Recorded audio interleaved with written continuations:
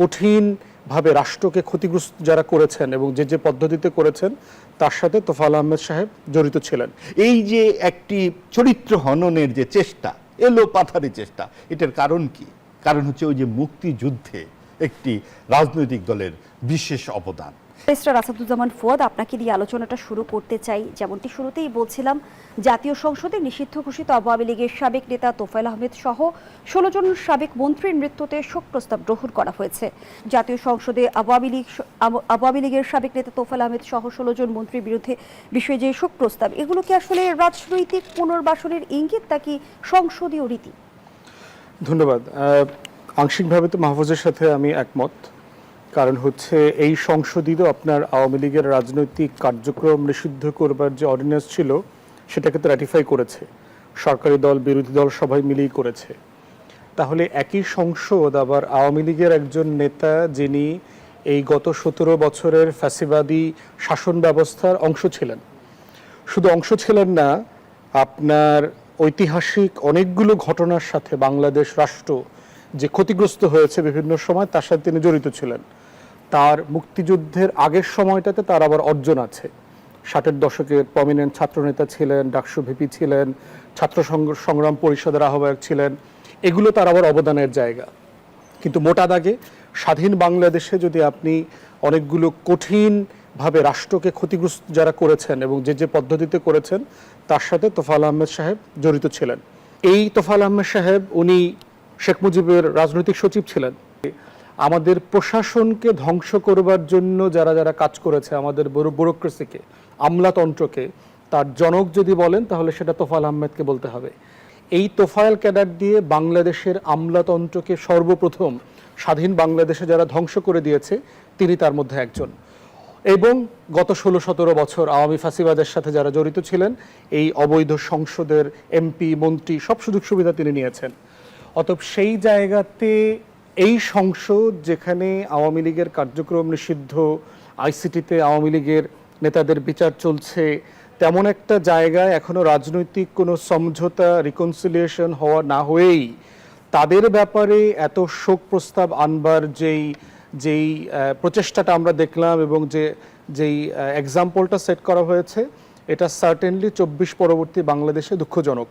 এবং এটার জন্য সরকারকে একটা জবাবদিহিতা যেমন করা জরুরি, বিরোধী দলকেও এটার জবাবদিহিতা করতে হবে, যে কারণ বিরোধী দলের কেউ এটার প্রতিবাদ করেন নাই, সেটা জামাত হোক এনসিপি হোক, পার্লামেন্টে দাঁড়িয়ে তারা কেন এটা প্রতিবাদ করলেন। এই ছিল, আমি এখানে কোনো কারো পক্ষে সাফাই গাছি না, এটা ঐতিহাসিক সত্য যেগুলো। এখন ধরেন বিভিন্ন তথ্য থাকে, তো আমরা যখন বর্তমানে যা হচ্ছে, যেটা মির্জা ফখরুল ইসলাম আলমগীর বলেছেন শুক্রবার দিন, একটা নৈরাজ্য চলছে, ইচ্ছা মতো যা খুশি ইতিহাস বলে দেওয়া হচ্ছে, রাজনৈতিক নেতাদেরকে হীন চরিত্র হিসেবে প্রমাণ করা হচ্ছে যে তারা অত্যন্ত খারাপ চরিত্র। এটার কারণটা কি? যারা বাংলাদেশ তৈরিতে ভূমিকা রেখেছেন বিশেষত তাদেরকেই কিন্তু এভাবে আক্রমণ করা হবে। যারা যুদ্ধাপরাধের দায়ে ফাঁসির আদেশ হয়েছিল তাদেরকে নিয়ে যখন শোক প্রস্তাব করা হলো, তাদেরকে নিয়ে কিন্তু একটি শব্দ ব্যয় করা হবে না। এই যে একটি চরিত্র হননের যে চেষ্টা, এলো পাথারি চেষ্টা, এটার কারণ কি? কারণ হচ্ছে ওই যে মুক্তিযুদ্ধে একটি রাজনৈতিক দলের বিশেষ অবদান। এই যে এই ট্র্যাক রেকর্ডটি কি করে ভাঙা যায়?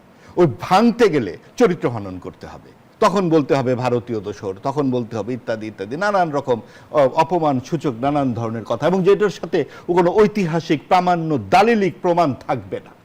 আপনি দেখুন যে রক্ষী বাহিনীর যেই সমস্যার কথাগুলো আসে বিভিন্ন জায়গায়, এটা তো কেউ অস্বীকার করছে না। হ্যাঁ, অনেক কিছুই ঘটেছে, এবং সেটা একটি মুক্তিযুদ্ধের মাধ্যমে যে অর্জিত দেশ, মাত্র একটি সদ্য স্বাধীন একটি দেশ, যাকে অনেকে স্বীকৃতিও দেয়নি তখন। পেয়ারের পাকিস্তানও তাদের স্বীকৃতি দেয়নি, পেয়ারের অন্যান্য ইসলামিক দেশগুলোও দেয়নি। তো সেই ক্ষেত্রে এত নানান রকম সমালোচনা বা নানান রকম প্রতিবন্ধকতার মাধ্যমে যেই দেশটির আত্মপ্রকাশ, ওই জায়গায় বঙ্গবন্ধু শেখ মুজিবুর রহমান শুরুতেই কিন্তু তার ভারতীয় সৈন্যগুলোকে এখানে যারা ছিলেন তাদেরকে প্রথম দফাতেই পাঠিয়ে দিলেন। এবং যদি সেটা বারবার বলা হচ্ছে অঙ্গরাজ্য বানানোর চেষ্টা, অঙ্গরাজ্য বানানোর জন্য চেষ্টা করতে হবে কেন? সরাসরি অঙ্গরাজ্যই তো করে ফেলতে পারতেন। সে তার জন্য এত জেল, তার জীবনের 3 ভাগের 1 ভাগই জেলে কাটিয়ে দিতে হলো কেন? এবং তার এই যে তোফায়েল আহমেদ, তিনি তার যে রাজনৈতিক বর্ণাঢ্য ক্যারিয়ারের কথা আমরা জানি, ছাত্র আন্দোলন, মানুষের যে এই বিপুল আত্মত্যাগ, কি কারণে? আপনি এটাকে বলা হয় ৭১-এর চেতনা ব্যবসা। এই ব্যবসা কেন শুধুমাত্র আমাদেরকেই কাউকে কাউকে করতে হয়? এই ব্যবসা কেন সবাই মিলে আমরা করি না? কারণ দেশটা তো আমাদের সবারই। যদি এটা ব্যবসায়ী হয়ে থাকে, এই দেশের জন্য এই ব্যবসা আমরা সবাই করি না কেন? কেন মুক্তিযুদ্ধের প্রতি এত কিছু কিছু মানুষের এত রাগ ওই পাকিস্তান থেকে ভাঙলো কেন? এবং এই জায়গাতেই এই যে এই বিরুদ্ধ যাত্রার কারণেই মির্জা ফখরুল ইসলাম আলমগীরকে বলতে হয় যে এই নৈরাজ্য কেন কারা তৈরি করতে চায়, যারা সবকিছু ভেঙে দিতে চায়, যারা সকল সুবচন নষ্ট করতে চায়, যারা শ্রদ্ধা, সিনিয়রদের প্রতি শ্রদ্ধা, নানান রকম আমাদের যে পারম্পর্য, যেই রকম শ্রদ্ধা ভালোবাসার সম্পর্ক আমাদের, এই সব কিছু কেন আমরা নষ্ট করে দিচ্ছি?